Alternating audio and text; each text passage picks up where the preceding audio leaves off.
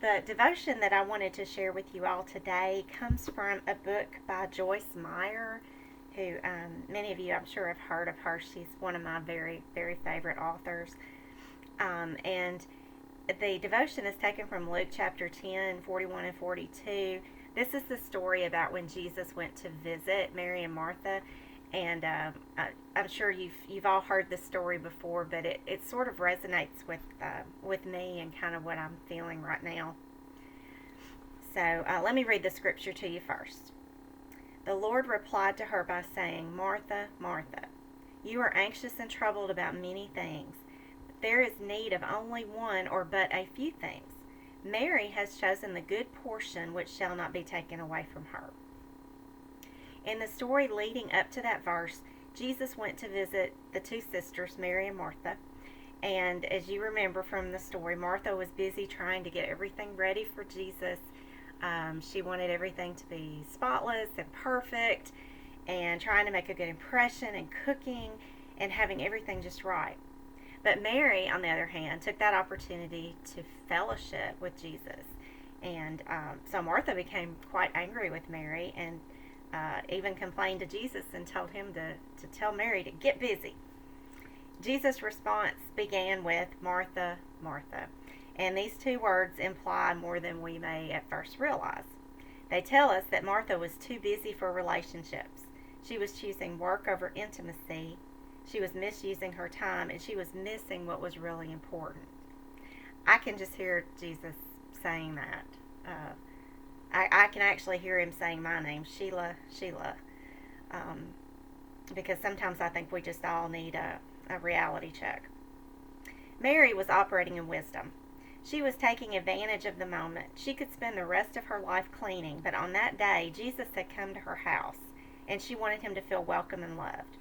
He had come to see her and Martha, not to inspect their house.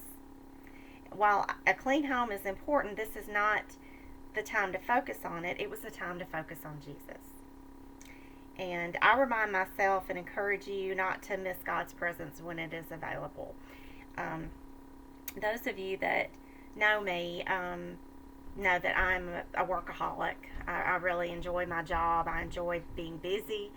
I like deadlines. That's just kind of how I operate. It's kind of how I've always been. And so this time of being homebound has been really challenging for me. I'm a little bit introverted. You know, I do kind of like time to myself, but I also like to go to work and interact with my coworkers and interact with my students. And not being able to do that was kind of tough for me at first. But what it has forced me to do is be still.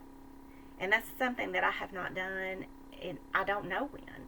I don't know when the last time I have spent this much time at home has been. And I'm very fortunate that I can work from home and, not miss my income and things like that. But being unable to actually go anywhere and interact with people has, it's done some pretty amazing things in my house.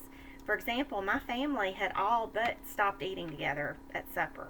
Our schedules just didn't allow us. We were always 3 different places, Trevor, Jeff, and I.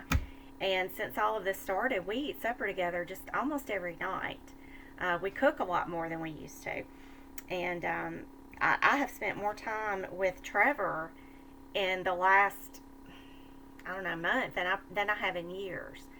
So I definitely think that God has gotten my attention and is encouraging me to be still and to just enjoy His presence. I've spent a lot of time in prayer. I've spent a lot more time reading because I have time.